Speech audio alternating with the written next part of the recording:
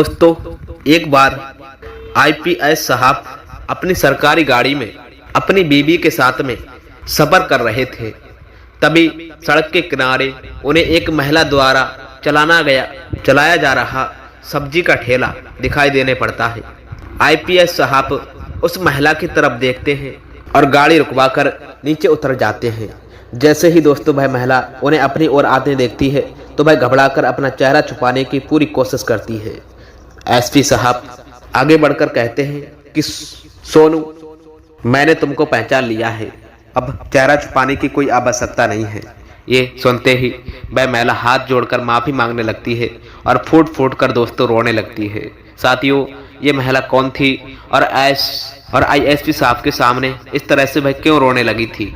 इन दोनों के बीच आखिर दोस्तों कौन सा रिश्ता था? चलिए इस कहानी की सच्चाई को जानने के लिए आगे बात करते हैं, लेकिन उनसे पहले छोटी सी एक रिक्वेस्ट है। यदि आप हमारे चैनल पर पहली बार आए हैं तो कृपया करके चैनल को सब्सक्राइब करें और वीडियो को लाइक कर दें, ताकि मुझे प्रोत्साहन मिलता रहे और मैं आप सबको ऐसी ही और दिलचस्प कहानियां सुनाता रहूं। दोस्तों, ये सच्ची घटना उत्तर प्रदेश के एक जिले की है, जहां सोनू नाम की एक लड़की रहती थी। सोनम बहुत ही ज़्यादा खूबसूरत थी और उसे अपनी खूबसूरती पर दोस्तों बहुत ही ज़्यादा घमंड भी था।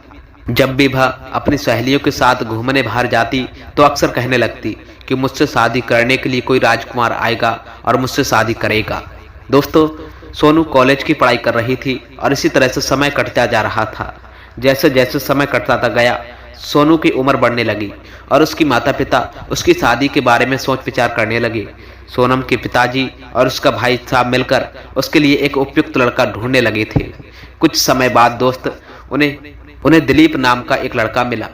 दिलीप दिखने में उतना ज़्यादा खूबसूरत तो नहीं था, लेकिन वह पढ़ा लिखा और संस्कारी बहुत ज़्यादा था। वह अपने माता पिता के इज्जत मान सम्मान करना अच्छे से जानता था। जब सोनू के पिताजी और भाई ने दिलीप से बातचीत की तो उन्हें उसका स्वभाव बहुत ज़्यादा पसंद आया। दिलीप एक सम्मानजनक परिवार से था और उसके व्यवहार से सोनू के पिताजी को वह काफ़ी ज़्यादा पसंद आ गया था।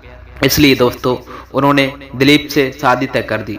शादी तय करने के बाद जब सोनू लड़की के पिताजी घर लौटे तो सोनू ने उनसे पूछा था कि पिताजी, आपने जो लड़का मेरे लिए चुना है वह कैसा है? साथियों, सोनू अपने पिताजी से पूछती है, पापा, क्या वह लड़का सुंदर है? क्या वह मेरे लायक है? क्योंकि हमारी जोड़ी अच्छी दिखनी चाहिए। मैं जितनी खूबसूरत हूँ उतना ही खूबसूरत मेरा दुल्हा भी होना चाहिए। दोस्तों, सोनू की यह बात सुनकर उसके पिताजी उसे समझाते हुए कहने लगते हैं कि बेटा, सूरत इतनी मायने नहीं रखती। जितनी मैंने जो लड़का तुम्हारे लिए देखा है वह लाखों में एक है। एक अच्छा जीवन साथी के लिए सुंदरता से ज़्यादा उसके विचार और मान सम्मान और तुम्हारी इज्जत करना आवश्यक है।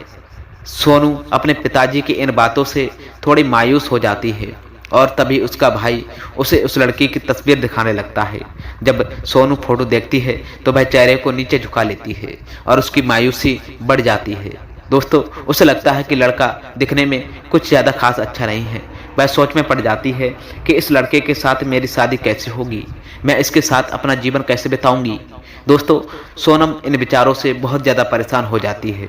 तभी उसका भाई उसे समझाते हुए कहने लगता है कि देखो बहन, यह लड़का बहुत ज़्यादा पढ़ा लिखा है और सरकारी नौकरी की तैयारी में है। कुछ महीनों या सालों के अंदर वह सरकारी नौकरी में ज्वाइन हो जाएगा।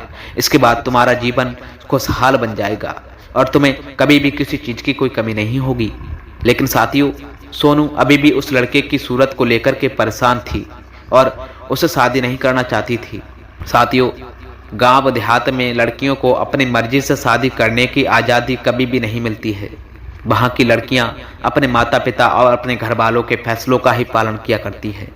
सोनू भी इसी स्थिति में थी और उसने अपने पापा और भाई के सामने अपनी नाराजगी जाहिर नहीं की और वह चुपचाप शादी के लिए तैयार हो गई। धीरे धीरे कर समय कटता गया और सोनू की शादी का दिन बहुत ज़्यादा करीब आ गया। शादी की तैयारियां जोरों पर थी और सोनू अपने कमरे में बैठी दुल्हन का जोड़ा बैठे तैयार हो रही थी। घर में खुशहालियों का माहौल था, रिश्तेदारों का आना जाना लगा हुआ था और चारों तरफ हंसी खुशी की बातें हो रही थीं। दोस्तों, कुछ समय बाद बारात भी दरवाजे पर आ पहुंची और दूल्हे का स्वागत पूरे मान सम्मान के साथ किया गया था। दोस्तों, अब वह पल आ गया था जब जयमाला की रस्म चालू हो गई थी। सोनू दुल्हन के तैयार होकर स्टेज पर पहुंची। उसने शादी का जोड़ा पहना हुआ था और चेहरे पर हल्की मायूसी साफ नजर आ रही थी। साथियों, स्टेज पर पहुंचने के बाद सोनू की नज़र पहली बार अपने दूल्हे पर पड़ी, जिसे देखकर उसके मन में तरह तरह के विचार आने लगे थे। दोस्तों, जब जब जमाल की रस्म शुरू होती है और दोनों के हाथों में वरमाला दी जाती है, तब अचानक से सोनू से स्टेज पर लड़के को देखकर गुस्से में आ जाती है। वह वरमाला डालने से मना करने लगती है और कहती है, पिताजी, मैं इस लड़के से शादी नहीं करूंगी। फोटो में तो लड़का ठीक ठाक लग रहा था, लेकिन सामने से यह बिल्कुल भी सही नहीं लग रहा है। ये लड़का बहुत काला है, कलुआ है और मैं इससे शादी नहीं करूंगी, चाहे मेरी जान ही क्यों न चली जाए। यदि आप लोग मुझ पर जबरदस्ती करोगे और मेरी शादी इससे करवाओगे तो देख लीजिएगा, सोनम की इस बात से पूरा माहौल तनावपूर्ण हो जाता है और रिश्तेदारों और मेहमान हैरान हो जाते हैं। दोस्तों, उसके पिताजी और भाई उसे समझाने की पूरी कोशिश करते हैं, लेकिन सोनू अपनी जिद पर अड़ी रहती है। वह अपने फैसले पर अटल थी और वह इस लड़के से शादी नहीं करना चाहती थी, क्योंकि वह उसके लिए बाहरी रूप रंग ज्यादा मायने रखा करता था। दोस्तों, ये उस समाज का एक सच्चा चेहरा है जहां काफी बार बाहरी सुंदरता को अंदरूनी गुणों से ज्यादा महत्व दिया जाता है। दोस्तों, ऐसे हालातों में क्या होता है, ये जानने के लिए कहानी को आगे तक बढ़ाते हैं। साथियों, जब सोनू ने शादी करने और साफ साफ मना कर दिया था, तो दूल्हा और उसके पिताजी बेहद मायूस हो गए थे। दूल्हा, जो कि समझदार और पढ़ा लिखा लड़का था, चुपचाप वह सोनू की बातों को सुनता रहा और कोई भी प्रतिक्रिया नहीं दिखाई। वह जानता था कि जबरदस्ती किसी रिश्ते में बंधना का कोई फायदा नहीं होता। उसके पिताजी ने सोनू के पिताजी से कहा था कि आपने हमें पहले नहीं बताया था कि आपकी बेटी को इस बात से दिक्कत परेशानी हो सकती है कि हमारा बेटा सांवला है और बहुत ज़्यादा सुंदर नहीं है। सोनू के पिताजी और भाई साहब दोनों ने उसे समझाने की पूरी कोशिश की थी, लेकिन सोनू अपनी जिद पर अड़ी रही थी। वह अपने पिताजी की किसी बात को मानने के लिए तैयार नहीं थी। दोस्तों, दूल्हे के पिताजी ने यहाँ तक कह दिया था कि बेटा, अब देखो, घर पर बारात आई है तो शादी कर लो, अब बाद में जो होगा वह देखा जाएगा। लेकिन साथियों, सोनू ने किसी भी बात नहीं मानी और शादी करने से साफ साफ मना कर दिया था। दूल्हा और उसके परिवार वाले इस असहज स्थिति से बेहद ज्यादा परेशान हो चुके थे, लेकिन उन्होंने समझदारी से परिस्थिति को संभाला और चुपचाप वहां से निकल गए। इस घटना ने दोनों परिवारों के बीच तनाव उत्पन्न कर दिया और शादी का माहौल एकदम से खराब कर दिया। सोनू का ये फैसला दोस्तों उसके जीवन में आगे चढ़कर के क्या मोड़ लेगा, यह जानने के लिए हमें आगे की कहानी को देखना पड़ेगा। दोस्तों, तब सोनू का भाई और उसके पिता दोनों जोड़ जोड़ से जबरदस्ती करने लगे। वे कहने लगे, आज तुम्हें शादी करनी ही पड़ेगी, ये हमारी इज्जत और मान सम्मान का सवाल है। यदि तुम शादी नहीं करोगी तो हमारी बहुत ज़्यादा बदनामी हो जाएगी। इस तरह से सोनम को उस दिन समझाया जा रहा था। साथियों, तभी गांव के कुछ लोगों ने पुलिस को फोन करवा दिया और सूचना दी कि शादी में झगड़ा हो गया है और लड़की शादी नहीं करना चाह रही है।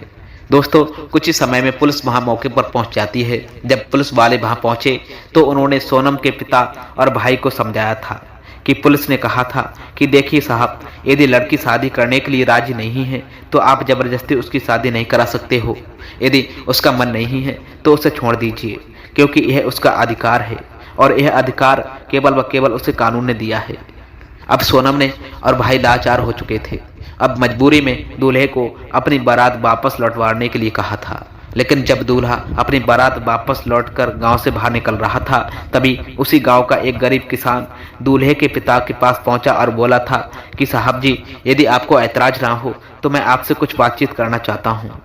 यदि आप बुरा नहीं मानेंगे तो मैं आपसे कुछ कहना चाह रहा हूं, किसान ने कहा था।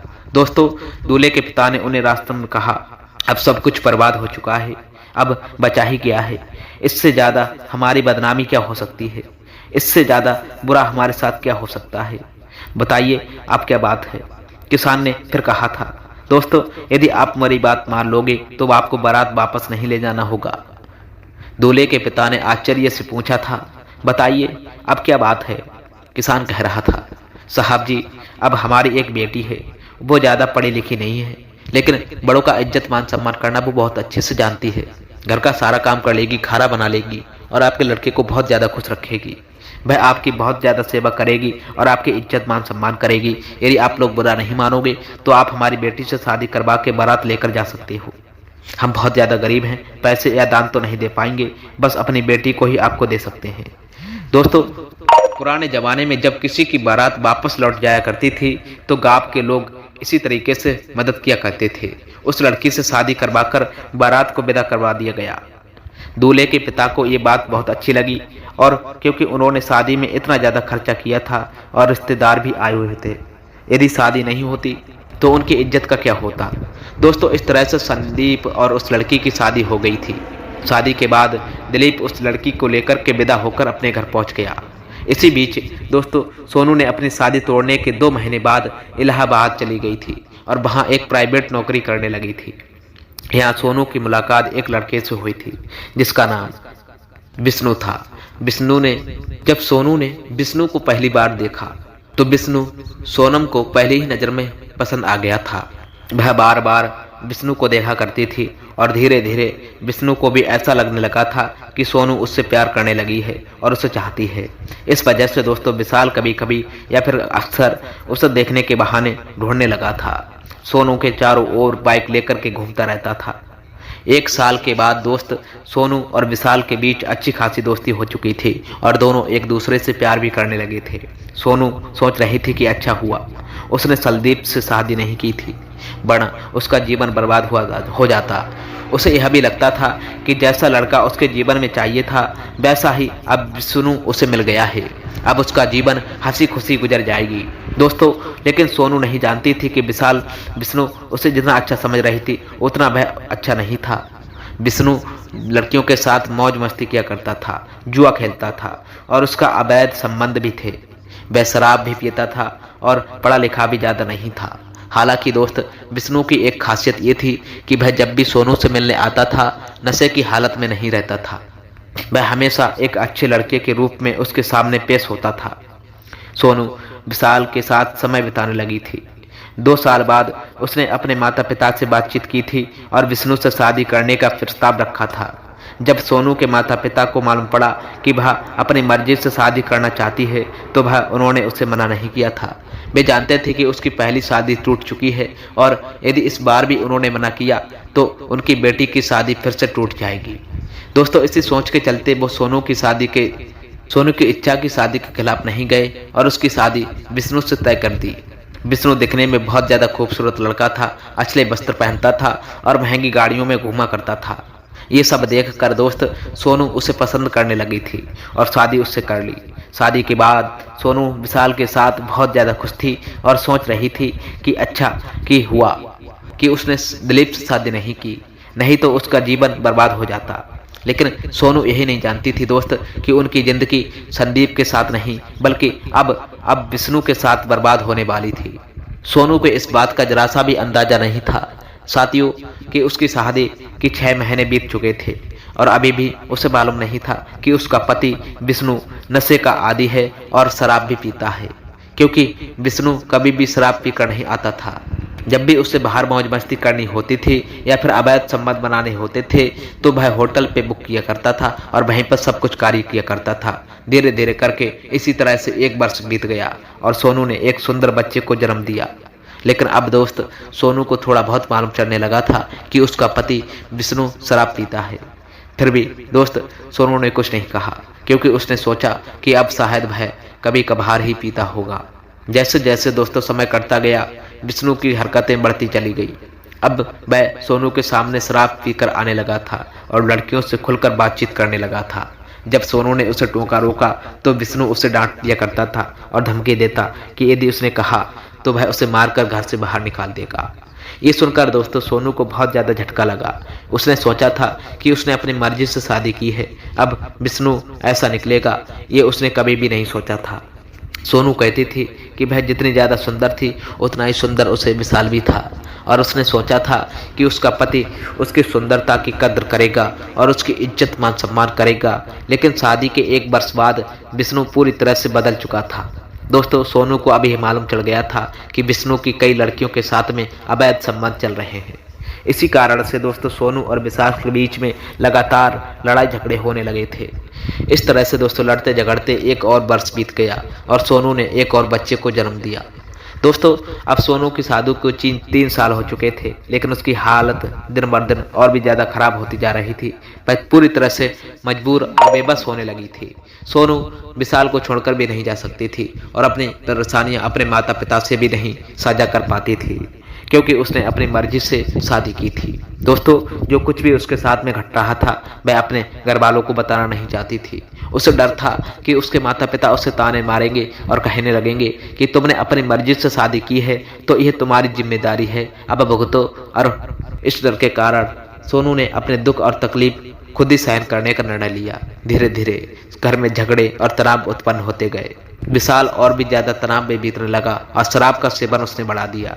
इस वजह से विष्णु रोज लड़ाई झगड़े किया करता था। स्थिति यहाँ तक बिगड़ गई कि विष्णु के पास इतने पैसे भी नहीं बचे थे कि वह अपने बच्चों की देखभाल कर पाए या उनकी दवाइयों का खर्च उठा पाए। सोनम की जिंदगी पूरी तरह से दोस्तों बिगड़ गई थी और तभी सोनू ने अपने बच्चों के भविष्य को देखते हुए विशाल से अलग होने का निर्णय ले लिया। उसे लगा था कि इस तरह की जिंदगी उसके बच्चों को नुकसान पहुंचाएगी और उसे इन सब से बाहर निकलना चाहती थी। दोस्तों 2 बच्चों के साथ में किसी भी महिला के लिए जीवन मुश्किल हो जाता है और सोनू की भी यही हालत हो चुकी थी। आखिरकार वह इसे ससुराल छोड़कर इलाहाबाद में एक किराए के मकान में रहने लगी।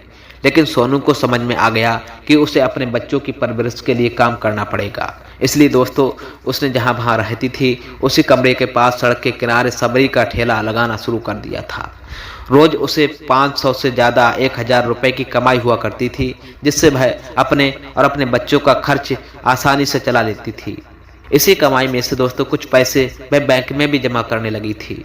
ठेला लगाने के बाद सब्जी बेचते हुए 3 माह ही हुए थे कि अचानक सोनू को मालूम पड़ा कि वह लड़का जिससे उसकी पहली शादी तय हुई थी और जिससे उन्हें मना कर दिया था अब एसडीएम बन गया है, डीएसपी बन गया है। ये सोचकर सोनू अपनी किस्मत को कोसने लगी और सोचने लगी कि काश उसने अपने पिता की बात मान ली होती।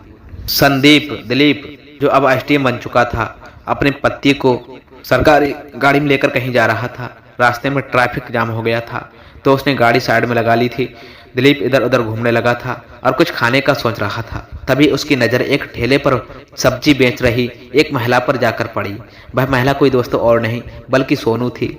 दिलीप तो थोड़ी देर पहले उलझन में फंस गया कि यह तो वही सोनू है जिससे उसकी शादी कभी तय हुआ करती थी या फिर कोई और। लेकिन जैसे ही उसने गौर से देखा था दोस्तों तो उसे यकीन हो गया कि वह सोनू ही थी। ये देखकर दिलीप के दिल में अजीब सी भावना आई। वह सोचने लगा कि कभी वह सोनम से शादी करना चाहता था और आज उसकी किस्मत ने उसे एक ऐसे मुकाम पर खड़ा कर दिया है जहां वह सरकारी पद पर है और सोनू ठेले पर सब्जी बेचने को मजबूर हो चुकी है। दोस्तों दिलीप के मन में कई विचार आने लगे। कभी वह सोनू के साथ एक जिंदगी का सपना देखा करता था और आज उनका जीवन पूरी तरह से अलग दिशा में चल रहा था। दोस्तों सोनू ने दिलीप को देखा लेकिन उसने नजरें बचा ली। वह समझ चुकी थी कि यह वह दिलीप है जिसने उससे कभी शादी करने से मना कर दिया था। अब वह अपनी किस्मत पर पछता रही थी, लेकिन वह जानती थी कि पछताने से अब कुछ भी नहीं बदलेगा। दिलीप थोड़ी देर बाद और देखता रहा, फिर बिना कुछ कहे अपनी गाड़ी में बैठा और आगे बढ़ गया। सोनू के जीवन में अब एक और कड़वा सच जुड़ चुका था, लेकिन उसने खुद को मजबूर बनाए रखा। वह जानता था कि उसे अब अपने बच्चों के लिए जीना है और ये नए मोड़ को भी अपना जीवन का हिस्सा मानकर के आगे बढ़ना है। सोनू जब देखती है कि एसडीएम साहब उसकी तरफ आ रहे हैं तो वह बहुत ज़्यादा डरने लग जाती है और अपना चेहरा छुपाने की पूरी कोशिश करती है। लेकिन दिलीप जो अब एसडीएम बन चुका था, आईएसपी बन चुका था, उसे पहचान लगा था।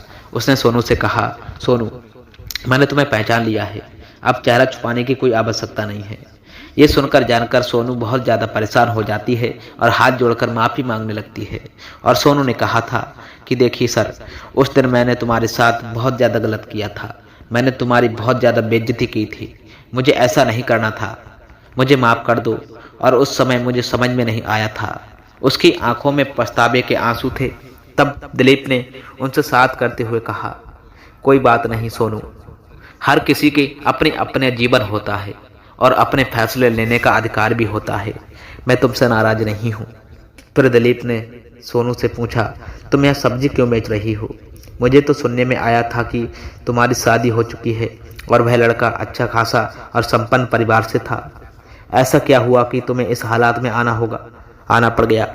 सोनू ने एक गहरी सांस ली और अपनी आंखों से आंसू पोंछते हुए दिलीप को अपने जीवन की सारी सच्चाई बता दी।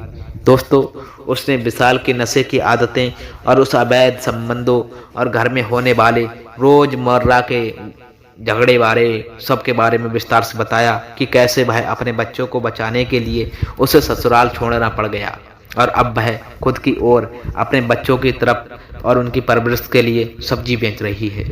दिलीप उनकी कहानी सुनकर हैरान हो गया। उसने सोनू के हालत को समझा और उसकी हिम्मत की तारीफ की कि इतने कठिन हालातों में भी वह अपने बच्चों का पालन पोषण कर रही है। दोस्तों, दिलीप जो अब एसडीएम साहब थे, जो उन्होंने सोनू की कहानी बड़े ध्यान से सुनी जानी। सोनू ने बताया कि शादी की शुरुआती 2 साल तो ठीक चल रहे थे, लेकिन उसके बाद मेरे पति ने शराब पीना शुरू कर दिया था। फिर धीरे धीरे करके उसकी आदतें बिगड़ने जा रही थी। उसने लड़कियों के साथ अवैध संबंध बनाना शुरू कर दिया था और मुझे ये सब कुछ 2 वर्ष बाद मालूम पड़ा।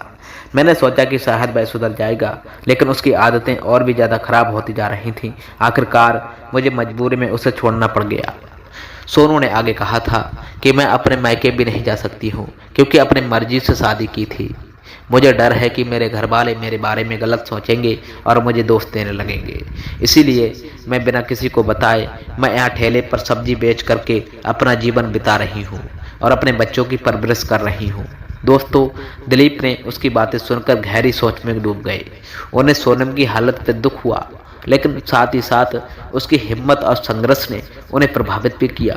उन्होंने सोनम से काफ़ी देर तक बातचीत भी की, उसे शांत किया और जब जाने लगे थे तो कहा था कि सोनू, यदि तुम्हें किसी भी चीज़ की कोई ज़रूरत पड़े तो मुझसे आप संपर्क कर सकती हो। मैं तुम्हारी मदद करने की पूरी कोशिश अवश्य करूँगा। दिलीप की इन बातों ने सोनू को दिल को थोड़ी राहत दी और हालांकि उसे मालूम था कि उसे अपनी लड़ाई खुद ही लड़नी है, लेकिन दिलीप का समर्थन उसे थोड़ी ताकत और आत्मविश्वास दे गया।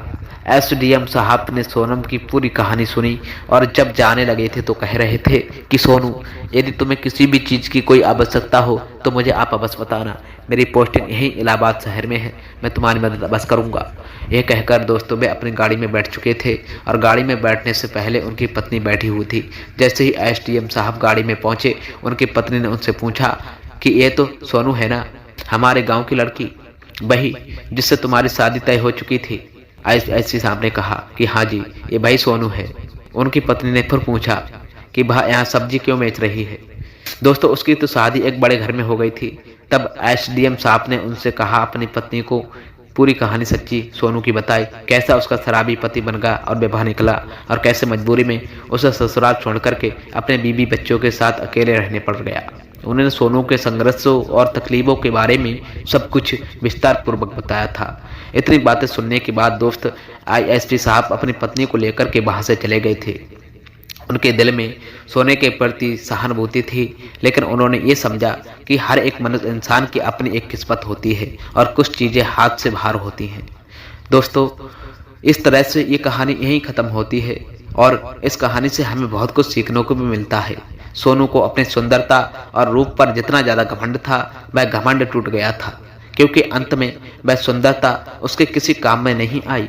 ये समझना जरूरी था कि सिर्फ चेहरा और रूप आपका जीवन नहीं चला सकते। दोस्तों, जब भी किसी से शादी हो, आपको यह देखना चाहिए कि वह व्यक्ति आपके साथ जीवन भर हर परिस्थितियों में खड़ा रह सकेगा या नहीं। दोस्तों, वह आपकी इज्जत करेगा या नहीं, ये सबसे महत्वपूर्ण समय है। और कोई भी लड़का चाहे आपको महंगी गाड़ियों में घुमाए या ना घुमाए, अच्छे होटल में खाना खिलाए या ना खिला पाए, लेकिन दोस्त यदि वह आपकी इज्जत करता है तो वह सच्चा साथी है। एक लड़का जो अपनी पत्नी की इज्जत करना जानता है, वह कभी भी किसी की महिला के साथ में गलत व्यवहार नहीं कर सकता। दोस्तों, ये इस कहानी का उद्देश्य केवल व केवल आपकी भावनाओं को आहत करना या किसी का दिल दुखाना बिल्कुल भी नहीं था, बल्कि आपको जागरूक और सतर्क करना था। उम्मीद है दोस्त, इस कहानी से आपको कुछ ना कुछ सीखने को अवश्य मिला होगा। यदि इस वीडियो में आपको प्रभावित किया हो तो हमारे चैनल को लाइक, शेयर, कमेंट, सब्सक्राइब अवश्य करना। दोस्तों, आपकी राय हमारे लिए बहुत ज़्यादा महत्वपूर्ण है, तो कृपया अपने निष्पक्ष राय कमेंट बॉक्स में अवश्य साझा कर दें। जहां भी रहें, सचेत रहें और सुरक्षित रहें। दोस्तों, बहुत बहुत धन्यवाद दिल से। मिलते हैं फिर किसी नए इंटरेस्टिंग वीडियो में।